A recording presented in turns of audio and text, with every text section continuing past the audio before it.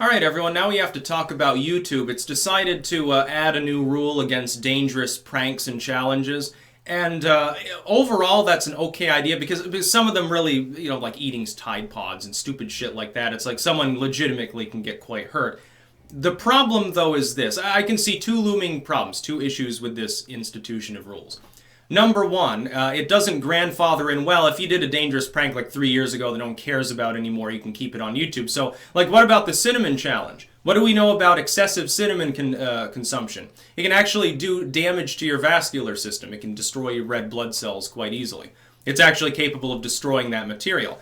Are you going to ban anyone thus on YouTube who ever did the cinnamon challenge? Like if they don't go back through maybe a massive library of videos to remove stuff?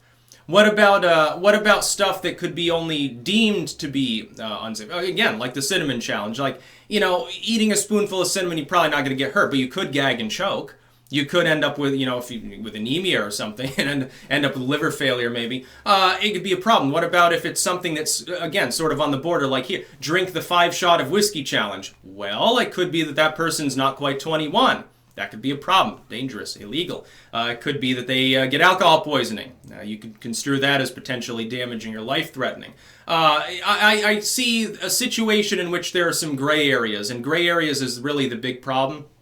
It's sort of like with limited state or something. It's like, well, it's not against our rules, but we simply deem it to fit in with content that's a little bit too edgy for us to want it to be presented to the public users of YouTube at large. So only, the only way that the people know is if you have other platform presences. No one's going to get notified. It's essentially a dead idea. It's beyond just restricted mode. It's true limited state. It's a gray area. Gray areas are not good for rules and regulations. Gray areas, things should be as cut and dry, as straightforward, and as transparent as possible. What we've seen on tech sites is the road to hell is paved with good intentions.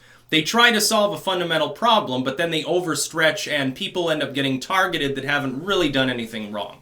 My worry is that somebody will subjectively decide that some challenge is potentially dangerous down the road, and you'll have selective enforcement.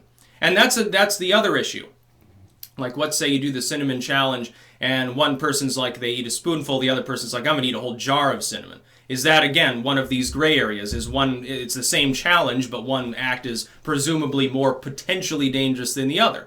Well, you've got a gray area. Do they both get banned? Do you not care about the cinnamon challenge or whatever? And I remember that at the time. It's like, it's straightforward. Like, harmful, dangerous acts have been banned on YouTube anyway. If the challenge is already, or the prank or whatever is already potentially life-threatening, it was already banned on YouTube. So I'm not sure why they needed to specifically point this out. I suppose what they're trying to do is make it more straightforward and cut and dry. But they didn't. They make it more opaque, more gray areas actually emerge because of the institution of this new rule. And it was interesting, like YouTube, did this in response to people. They said basically, well, what are some areas you'd like us to improve in? What are some suggestions for the site? We're going to sort of go through and pick a few.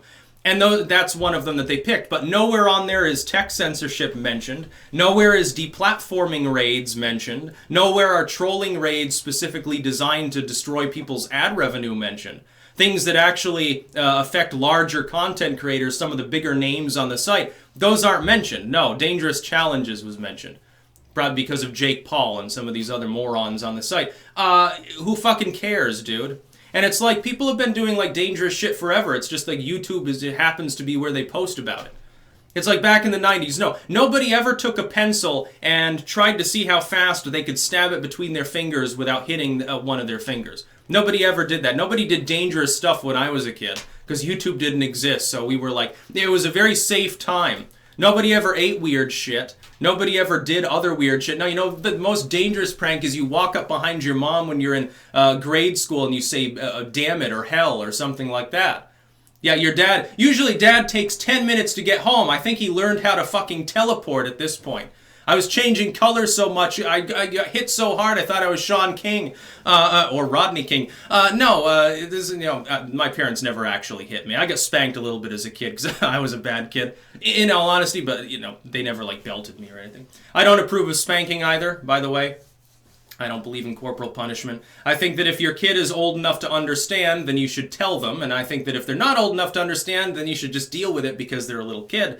I don't think hitting kids is appropriate at all. It's funny because there are some states in which corporal punishment is still allowed in schools. Like, teachers are still allowed to, like, rap your knuckles or get spanked by the principal. I think that's a little bit weird. I think the idea of getting a spanking from a grown adult who's not even related to you is even weirder than, like, normal spanking. No, it's uncomfy for me. I think it's perverted. And I think that you're encouraging perverts to become teachers even more in those states. Just saying.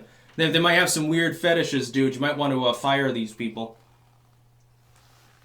Might want to fire public officials who allow schools to dole out corporal punishment. I'm getting off on a tangent, but I mean, you understand, like, there's dangerous shit all in the world. You're going to die someday anyway. Whether you choke on a Tide Pod or die of old age when you're like 85 and your heart just stops in the middle of the night, you're going to die and keel over. It's possible. Haven't there been people who have, like, died on live streams too?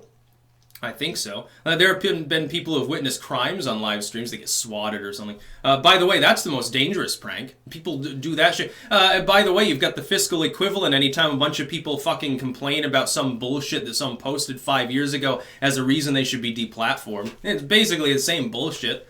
It's just as potentially harmful. Look at that one nut that shot up YouTube HQ there because she was getting, like, fiscally deplatformed. It's the same fucking shit. Yeah, dangerous pranks, they were already against the rules of YouTube. You didn't really need to expand the rule. I'm worried, therefore, that you will see the same selective enforcement that you've had both on YouTube and other sites. They will be selectively enforced, and certain people, because of their political ideologies or because of their level of fame, will escape. You know, they'll be fine.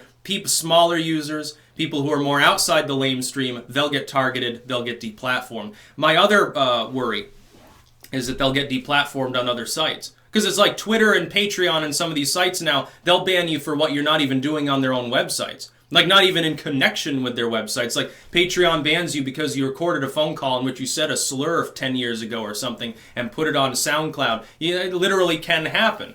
And it's like, it just incentivizes people to try to go through your dirty laundry and shit. It just incentivizes people to raid, which is the main problem now on these sites. That had been a problem that was eliminated around 2013 or so until 2016. These sites had actually allowed more weird content than they had before. A lot of the edgy stuff gets made around then, and now people are suffering because they've still got that in their YouTube libraries. It's still on their channel, and so people who don't like them will go back through and like, you know, lay waste to things and flag stuff that's been there on the site for 5 or 6 years. It's quite interesting. That's about all. Peace out.